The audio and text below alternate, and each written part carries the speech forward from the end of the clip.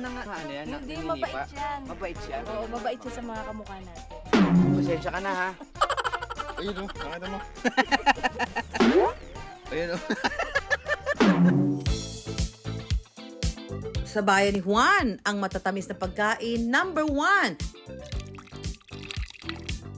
Pero paniguradong masasarap ito kung ang gagawa ang sweet boy from Bulacan, Empoy. Pero sa paghahalo mo, namimiss mo ba yung kaklase mo nung grade 3? Puro kalabaw ba ang ginagawang pastillas talaga? Opo talaga. Hindi pwede pusa. For tonight's episode, bubusugin din namin kayo sa kwento ng tagumpay ng pianono at itlog na maalat ng Laguna. Siyempre, ihahatid ko rin sa inyo ang pinaghirapang abaka sandals ng Marikina. Ito pinakamadali. Pok-pok-pok. Oh. Ay, bagay. Parang sinukat. Tuklasin natin ngayong gabi. I wonder, bakit mas pinipili pa rin ni Juan ang tradisyonal na paraan sa paggawa ng mga pagkain at gamit?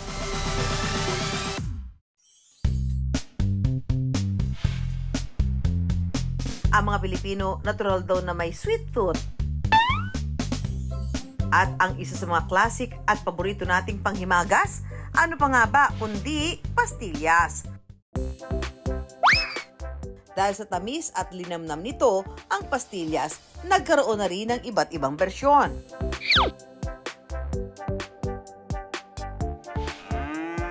Pero dito sa San Miguel, Bulacan, pagdating sa pastillas, doon pa rin sila sa original.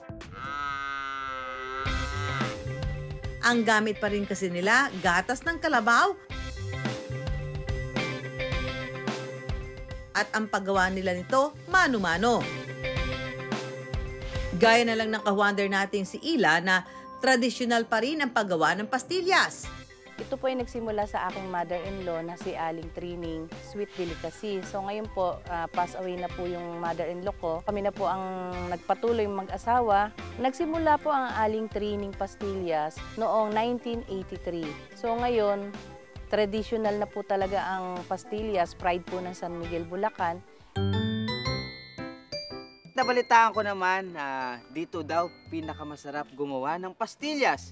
At sa mga oras ito, meron tayong kakapanayamin. Kakapanayamin? Ladies and gentlemen, contestant number 1. Gusto ko pong matutong gumawa ng pastillas. Paano po ba ang process nun? First step natin, gagatas tayo sa kalabaw. Magagatas tayo sa kalabaw. Tara na. Sa pagpapagatas ng kalabaw, kailangan paulit-ulit na pisilin ito hanggang sa lumabas ang gatas. Nagagalit po siya kasi yung gatas niya kinukuha. Nagagalit siya. Nagagalit siya? Hindi ba ano yan? Hindi, naninipa? mabait yan. Mabait siya? Oo, mabait siya sa mga kamukha natin. Lapit ka, mabait yan. Pasensya ka na ha. Pwede na, ang dami sa kanya. Ba't kasi tumitingin na pa ganun? Tingnan kanya kung dededy ka sa kanya. Pwede naman siya mag-focus na nakakonsentrate siya sa pag-ganon. Wala ka ba tapaho dyan para nakaganon lang siya? Yung kalabaw mo parang naka-ano pa, burgundy yung kulay ng buhok ka. Nagpa-cellophane ba to? Oo, cellophane. Try mo, William Poy. Ano, kaya mo pa ba, Empoy? Lakas mo. Pagkatapos ng ilang oras na pilitan, Ayun o, nakita mo. Ayun o. Okay na ako. O, diba? Masarap yung experience mo. Parang itlog na aso, ano? Puro kalabaw ba ang ginagawang pastillas talaga? Opo talaga. Hindi pwede pusa. Siyempre, nung una ay naisip ko baka tadyakan ako nung kalabaw. Pero inisip ko para ma-experience ko, gawin ko na yung ginawa ni Mang Boy tsaka ni Miss Ila, di ba? At it's a good experience. Masaya, masaya. ang mga pastillas sa Aling Ilas, fresh na gatas ng kalabaw ang gamit araw-araw.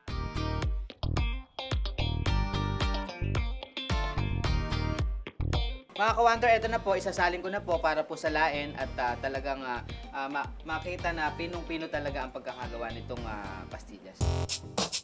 Lalagyan ito ng asukal at saka isasalang sa kalan at mano-manong hahaluin sa loob ng 2.5 oras. Parang kang sasagwan. Hindi ka na lang po mag-halo, sir. Ayan. Saan na kayo nakarating? Ano, Empoy? Kaya pa ba ng mga braso mo? Hindi ka ba nangangawit sa paghahalo? Sanay na po. Nasanay ka na? Pero sa paghahalo mo, namimiss mo ba yung kaklase mo nung grade 3? Ikaw? Bago lang po ako. Bago ka lang. Mostly, pakaliwa ka. Ganon. Pakanan. Pag ganon. Parang Richard Gomez, no? Nagsasagwan. Nakapamewang ka habang naghahalo. Para ka yan, ganyan. Ito po yung pastillas na naluto na 2.5 hours. Sarap yan. Diba? Tulap nga. Oh, ubusin mo na kayo yan. Oh, diba? Oh, Sarap mga ka-wonder. Sobra. cheers tayo.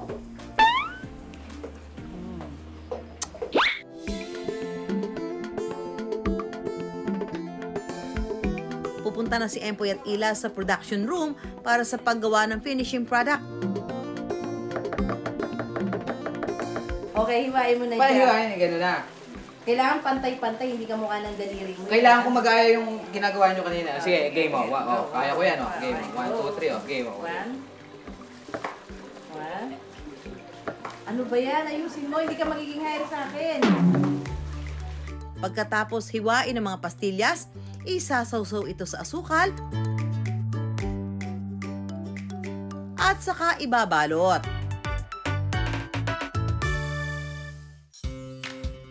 Ito na ang kinalabasan at finishing from scratch. At siyempre, si Ate Ila ay merong pasalubong na bibigay kay Mami Sue! Para sa'yo, Ma'am Sue. Mami Sue, ako gumawa niyan. Para sa'yo yan. Ito, walang gloves. Ito yung walang gloves. Kasi gusto ni Mami Sue talaga yung kinakamay talaga. Mga ka-wonder, ako ito patitikman po natin itong pastillas na mano-manong ginagawa. Alam niyo naman po ang pastillas ay gawa sa gatas ng kalabaw at ilang oras itong ginagawa. 2.5 hours. So titikman natin kasi ang dami-dami ng pastillas ngayon. So ito ay may labor of love. Basta lasang-lasa yung gatas ng kalabaw. Masarap. Dahil sa pastillas business ni Ila, nakapagbigay siya ng trabaho sa mga nangangailangan, lalo na nung pandemya. At napag-aral ang kanyang mga anak. Kaya nga raw sina Ila, say no pa rin sa makina. Hindi ko po nagustuhan unang-una. Masarap po yung hinahalo mo yung pastillas na mayroong kang feelings. Yung para po bang manliligaw ka. Pag natapos mong lutuin, tikman mo, nandun pa rin po yung provided na ginawa mo to ng mano-mano. Yun nga po hindi namin pwedeng iwala yung traditional kung paano mo gumawa ng pastillas de leche. Pero I wonder, saan nga ba nagmula ang paborito nating lahat na pastillas? So may tinitignan na dalawang teorya kung paano ito nagsimula, no? Una, yung maaring ito ay na-miss, no, or nasabik ang mga Espanyol nung sila dumating dito sa atin doon sa kanilang kinagisnan na tradisyonal nilang pagkain na yema, no? Pangalawa, yung kanilang isa pa rin sa kanilang medicine practice doon sa Espanya dahil yung pastillas ay pills, no? Yung pastil ay pills, so ito ay isang shape ng gamot na ibinabalot sa asukal at sa gatas, no, para madaling mapainom sa mga bata. Buhay na tradisyon ng paggawa ng sapatos sa Marikina ating bisitahin. Masinsin pala? Ha? Hindi ko kaya to. Mahirap. Itabi lang madali. Siyempre, hindi ako magpapahuli. Gagawa rin ako ng sapatos ko na gawa sa abaka. Abangan sa pagbabalik ng I Wonder.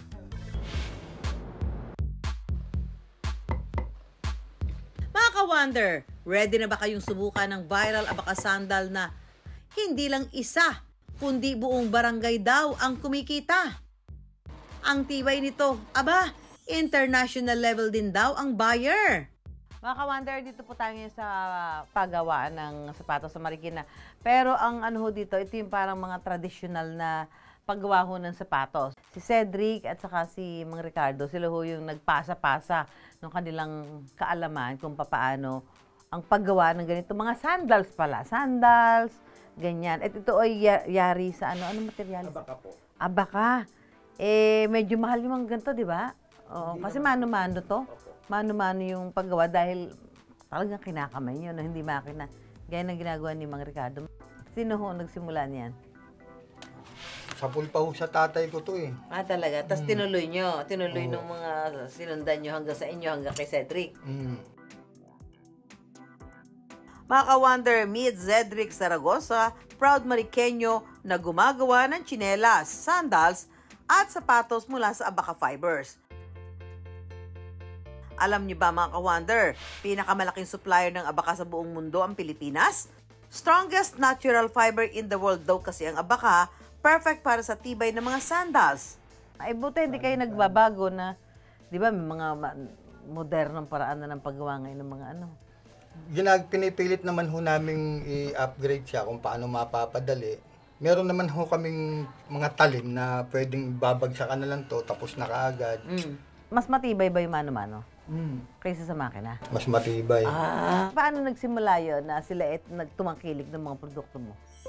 Rider sa umaga, photographer sa tanghali at tindero sa gabi. Yan ang araw-araw kong ginagawa para matulungan ng aking mga magulang sa aming hanap buhay. Nag-start po kasi yan, Ma'am Susan, nung kinuwento ko po yung buhay ko dun sa social media. And then, nag 9 million views po siya. Time out muna sa chika. Ang paggawa kasi ng sandals mula sa abaka, hindi pala basta-basta ha? Ang hirap itirintas nito oh. Ang haba pa naman. Masinsin pala? Ha? Hindi ko kaya to. Mahirap. Magdidikit, magmumukhang ganito eh. Ikaw na lang tayo yan. Hindi ko kaya. Makapal ba o manipis? Gamit ang kamay, ikakalat sa pattern ng tsinelas para sa mas pantay na pagkakadikit ng abaka. Minsan po kasi 2 patong yan eh. 2 beses namin ho pinapakita. Para po matibay talaga siya. Ikot-ikot lang. Paikot po siya. Basta susundan mo lang tong ano. Ayan. So, kailangan talaga para didikit siya. Ito madaling proseso ito. Bakit? Pahirap ba ng pahirap to? Pahirap po habang pumupunta ka sa gitna. Pag sinuot mo yan, mararamdaman mo yung bukol-bukol. So, kailangan flat mo siya. Ito pinakamadali. Ipok-pok-pok.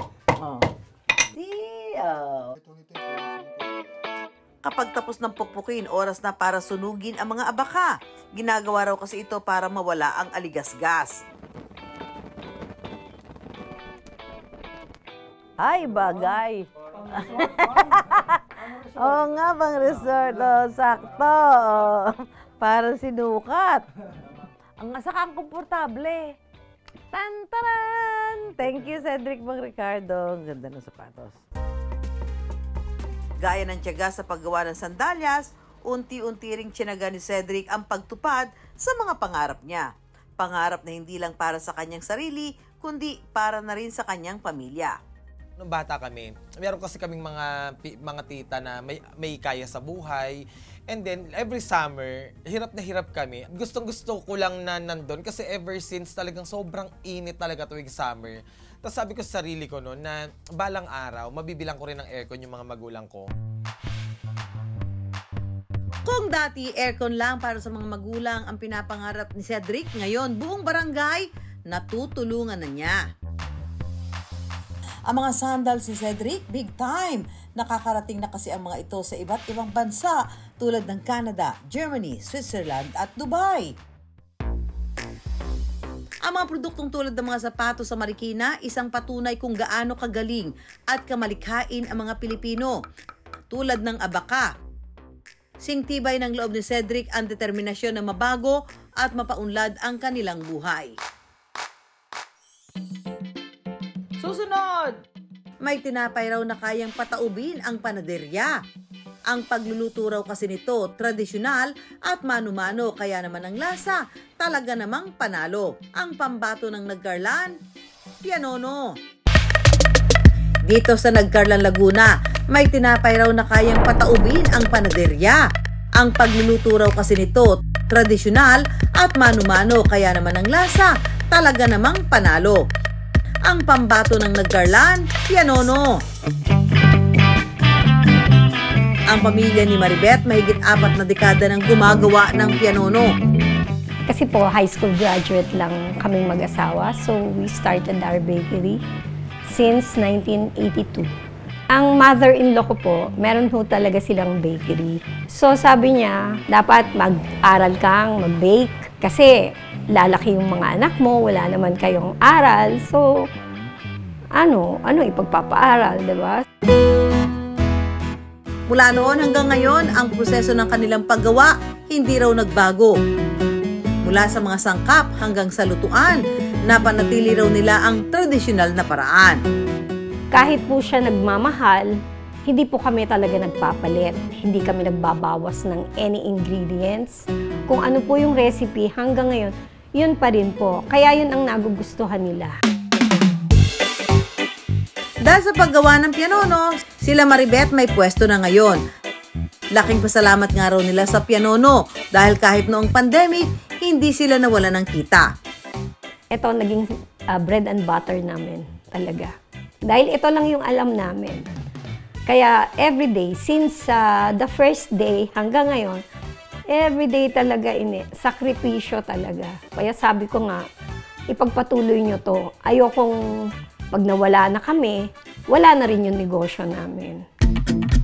Maribeth, pasilip naman kami ng recipe ng pianono cake.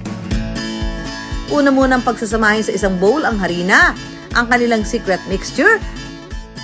Mano-mano itong haluin hanggang sa mapuno ang lumapot na mixture. Imimix na po natin siya sa egg white, sugar, and cream of tartar. Sunod itong ilalatag sa baking pan. Mga ka-wonder, andito po tayo sa pagpapantay ng ating pianono. At saka isasalang sa pugon sa loob ng 10 minuto. Ito na po ang aking handsapa po. Isalang mo na ang ating pianono sa pugon. Iba yung luto sa pugon talaga. Kasi sa pugon, parang ang init niya is even ang luto niya. As in, maganda ang pagka-golden brown ng cake namin. Kapag luto na ang tinapay, ilalatag ito sa isang tela. Papahira ng filling. Ito na po yung secret filling ng aming pianono. At saka irorolyo. Malinis po ang kamay niya. Malinis po yan.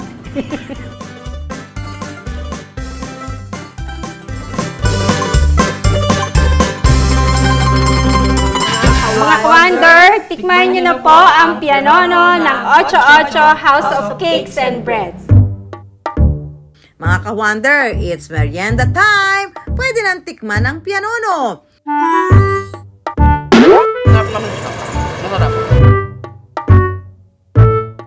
Masarap po. Hindi po masyado matamis. Saktuhan lang po. Bilang karangalan kay Santo Papa, kay Pope Pius IX, no? Ang pinakamatagal na nanungkulan na Santo Papa mula 1846 hanggang 1878. So kaya naman yung mga kababayan natin sa gawing Malabon, lalo na doon sa Panaderia Concepcion, ay lumikha sila ng isang tinapay na sa kategoryang cake ay labis na minahal ng ating mga kababayan. Susunod sa I Wonder, tradisyonal na paggawa ng itlog na maalat, silipin natin. Mga ka-wonder, nakatikim na ba kayo ng itlog na maalat na ang linamnam at sarap dahil daw sa nuno sa punso? Ako nga pala si Alex Gonzales na may negosyo dito sa Francisco, Victoria, Laguna. Kami po ay merong lutuan ng itlog na maalat dito po sa aming lugar. Taong 1995, nagsimula ang mag-asawang sina Alex at Gigi sa pagtitinda ng itlog na maalat. Nag-decide ako na ibenta ko yung jeep ko, tapos ginawa namin puhunan sa itlog na maalat. Naging maganda naman na resulta. Nakapaaral kami ng anak, nakapagpatapos. Dahil maraming itikan sa Victoria, Laguna, isa ring kabuhayan dito ang pagbebenta ng itlog na maalat. Kaya naman ang boom na business ng mag-asawa, nakatulong din daw sa iba. Merong kami naging katulong na mga pamangkin na naging katulong namin dito. Yung iba nakapagpaaral na, nakatapos ng pag-aaral. Yung mga dating tagahugas namin na itlog, yung mga nakapag-aaral na, hanggang mga tapos na yung iba. Nakatulong po kami sa mga kamag-anak, sa mga relatives. Pero teka, hindi lang daw sipag at tiyaga ang puhunan ng mag-asawa dahil ang kanilang sikreto nasa pagpili rin daw ng nuno sa punso. Ito po yung punso na ito po yung ginagamit namin sa pagtutubog ng itlog na maalat. Ito po, ibang klase po itong putik na ito. Ito po yung talagang malakit na talagang pumapasok yung asin doon sa itlog. Kaya ang itlog na maalat ay nagiging malangis. Ang pagkakaiba ng nuno sa punso, ito yung talagang makapit sa itlog na maalat. Ang lupa mula dito, normal daw na may anay. Pero don't worry mga ka-wonder, anay-free ang ginagamit na putik kaya 100% safe.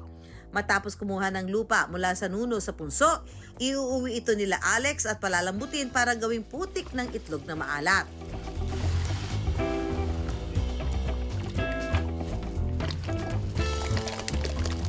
Ito ang proseso, unang proseso ng pagtutubog ng itlog na maalat. Kailangan titignan nyo ang itlog na maalat, baka may basag. At kailangan press ang gagawin itlog na maalat. Tapos ito ay babalutin natin dito sa putik para mabalutan ng putik at dyan na ilalagay sa crates. Hahaluin po natin. Tapos kailangan po ay talagang maputik talaga. Ang mga itlog na nilubog sa putik, 15 araw na itatago. Mas makapit daw kasi ang lupa mula sa nuno sa punso. Kaya mas mapapanood nito ang alat mula sa balat hanggang sa loob ng itlog.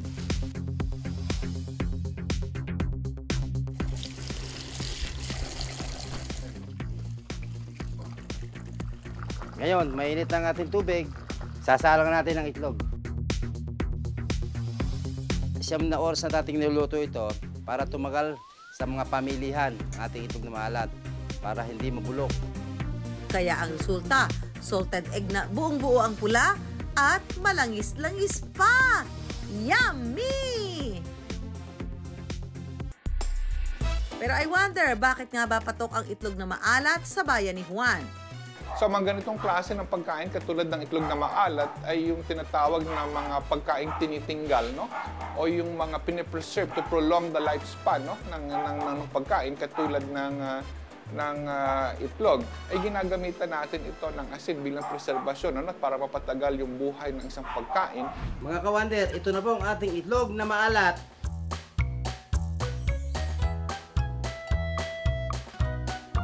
Mga ka-wonder, sa susunod na kakain kayo ng itlog na maalat, tandaan ang paggawa nito, pinaglaanan ng oras at sipag sa bayan ni Juan. Makina versus mano-mano ang nanalo, syempre. Yung produktong kayang tumulong sa buong barangay. Produktong hindi minadali dahil pang matagalan at gawang sariling atin na pang-international. Mga ka-wonder, kung may mga topic po kayo na gusto pag-usapan, mag-email lang po kayo sa iwondergtv@gmail.com. Ako po si Susan Enriquez. I-follow niyo rin po ang aming mga social media accounts. Ako naman si Empoy Marquez at magkita-kita po muli tayo tuwing linggo ng gabi, 8 p.m. sa GTV. At lahat ng mga tanong ni Juan, bibigyan natin yan ng kasagutan. Dito lang sa I Wonder!